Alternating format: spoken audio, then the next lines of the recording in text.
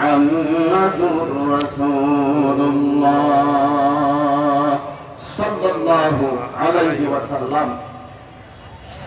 ঢাকা মহানগর উত্তর বাংলাদেশ মুজাহিদ কমিটি কর্তৃক আয়োজিত 3 দিন ব্যাপী ঐতিহাসিক ওয়াজ এবং হালকা জিকির মাহফিলের যিনি একটু পরিপ্রশ্রী আনবেন, তিনি সারা বাংলার 18 কোটি মানুষের রাজনৈতিক এবং আধ্যাত্মিক রাহবার, আমাদের সকলের কলিজার প্রাণের প্রিয় মুর্শিদ আলহাজ হযরত মাওলানা মুফতি সৈয়দ রিজাউল করিম পীর সাহেব চরমায় দামাত বারকাতুহুম, আল্লাহ পাক ওনার হায়াতের মধ্যে বরকত দান করুন, বলুন আমিন।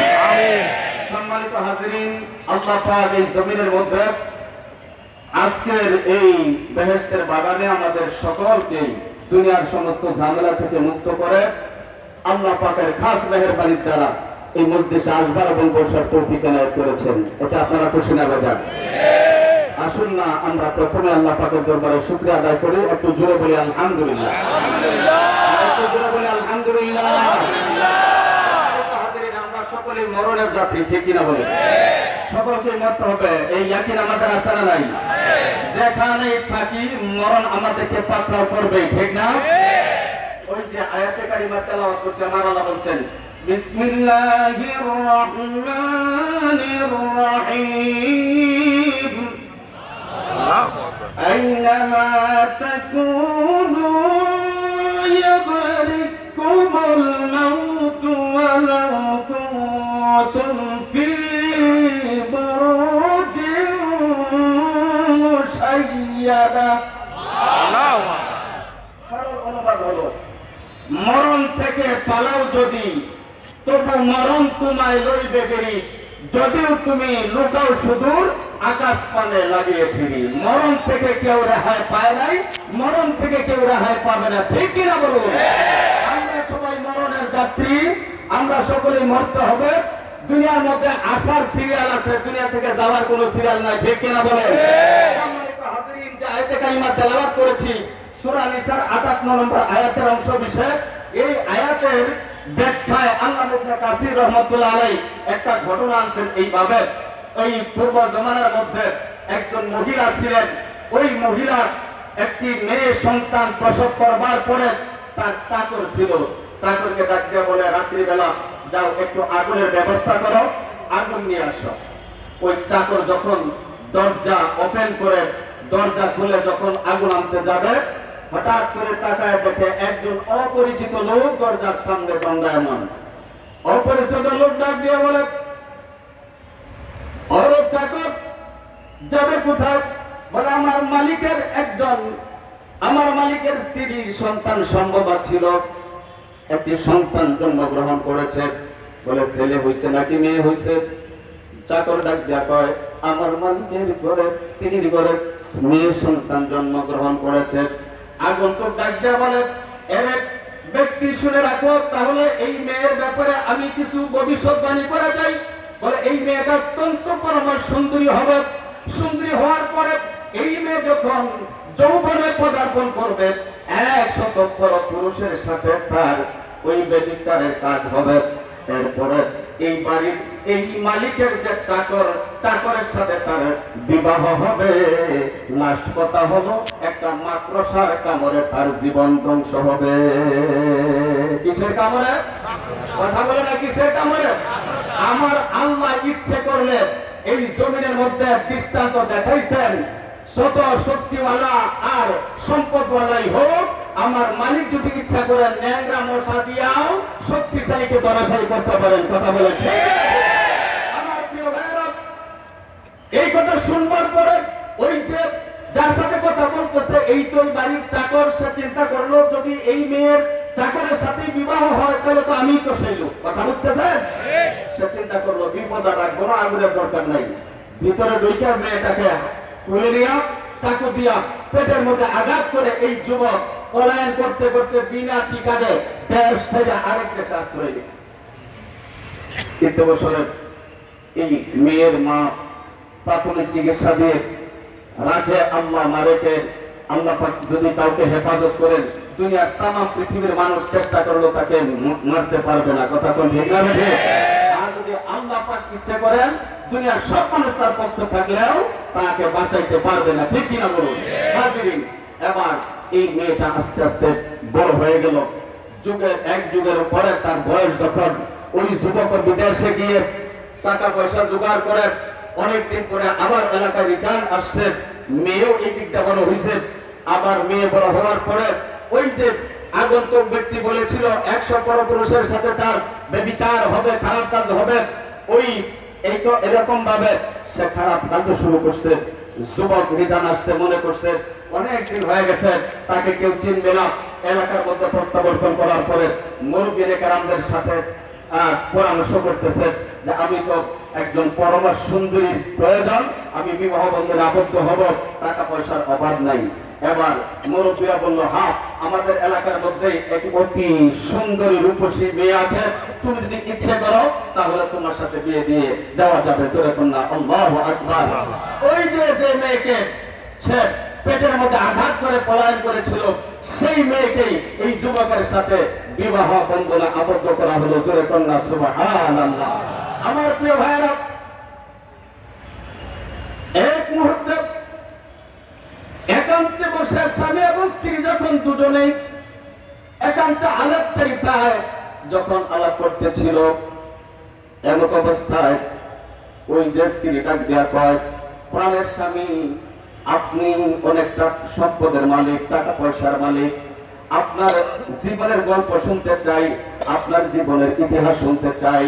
স্বামী স্ত্রী যখন একান্তে বসে গল্প শুরু করছে, যুবকটা ডাক দিয়া বলে, আমি আমার এলাকার অনেকদিন পূর্বে একজন মহিলার চাকর ছিলাম। ওই মহিলার গর্ভ থেকে একটা মেয়ে সন্তান জন্মগ্রহণ করেছিল। রাত্রিবেলায় আসছিল, আমাকে আগুন আনতে বলার পরে আমি দরজার সামনে গিয়ে দাঁড়ালাম। একজন ভবিষ্যৎবাণী করেছিল ওই মেয়েটার ওই বাড়ির চাকরের সাথে বিয়ে হবে।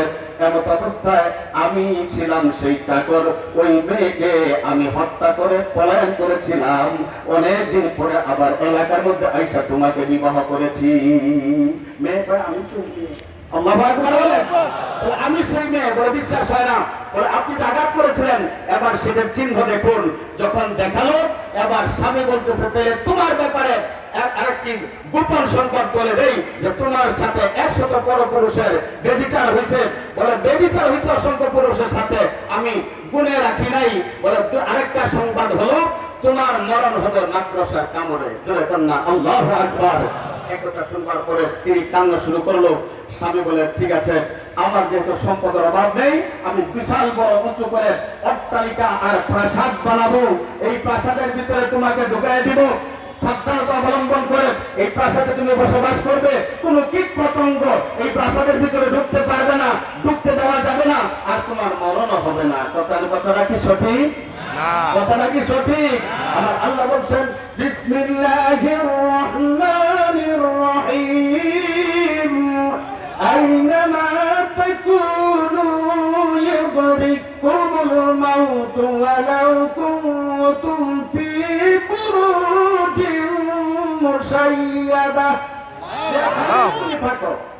মৃত্যু তোমাকে পাকড়াও করবেই, ধরবেই, যদি তুমি লোহার সুদৃঢ় দুর্গের মধ্যে অবস্থান করো। মরণ থেকে রেহাই পাওয়া যাবে না। এখানে আপনারা বলেন তো দেখি, দু একজন কে মরবেন না, এরকম আছেন কেউ? হাত উঠান তো দেখি। ওই যে একজন রয়েছে, আমি বলছি কে মরবেন না, হাত উঠান। উনি বুঝেন নাই। সম্মানিত হাজিরিন, সময় স্বল্প, আমাদের রাহবার মুর্শেদ পীর সাহেব হুজুর চলে আসবেন এক্ষুনি। আমি স্বল্প সময়ের ভিতরেই আমার কথা শেষ করবো ইনশাআল্লাহ। এবার কথা অনুযায়ী বিশাল অট্টালিকার প্রাসাদ কি করা হলো, নির্মাণ করা হলো কোটি কোটি টাকা ব্যয়ে। আর অত্যাধুনিক কার্যকলাপ, অত্যাধুনিক কারুকাজ দিয়ে, মিস্ত্রি দিয়ে সেটাকে নির্মাণ করার পরে স্বামী এবং স্ত্রী দুইজন ঘরের ভিতরে ঢুকলো। ঢোকার পরে যখন তার নির্ধারিত সময় চলে আসছে, ইদা জাআ আজালুহুম লা ইস্তাখিরুনা সাআতান ওয়া লা ইস্তাকদিমুন। মরণ যে আল্লাহ পাক সিল মাইরা দিয়েছেন, নির্ধারিত করে দিয়েছেন, এক মুহূর্ত আগেও হবে না, এক মুহূর্ত পরেও হবে না। কথা বলে ঠিক না? বেঠিক?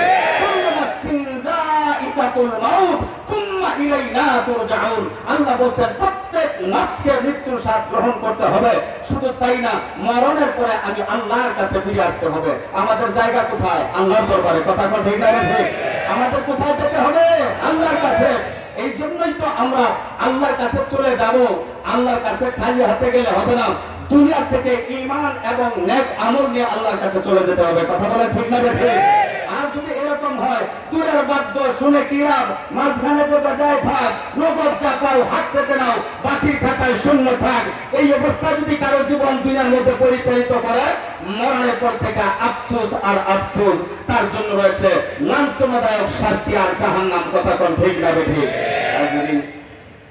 নির্ধারিত সময় মরণের যখন আমার আল্লাহ নির্ধারিত সময় যখন তার ঘনিয়ে আসলো, হঠাৎ করে তাকে দেখে ছাদের উপরে একটা মাদ্রাসা দেখা যায়।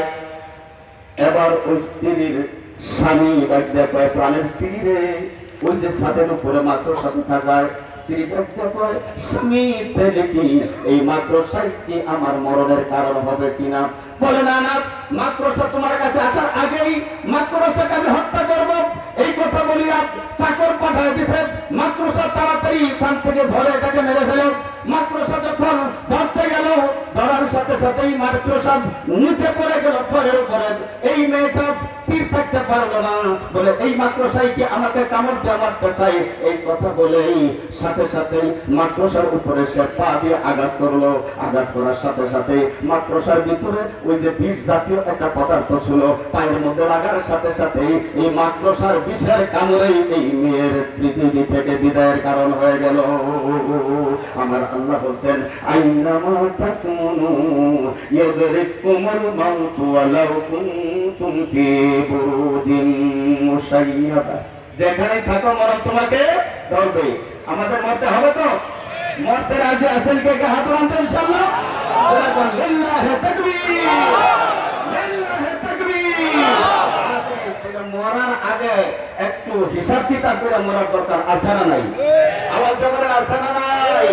ভাইরা আমার, মরার আগে হিসাব কিতাবটা কি? ঈমানটা ঠিক করতে হবে, আমলটা সহি করতে হবে।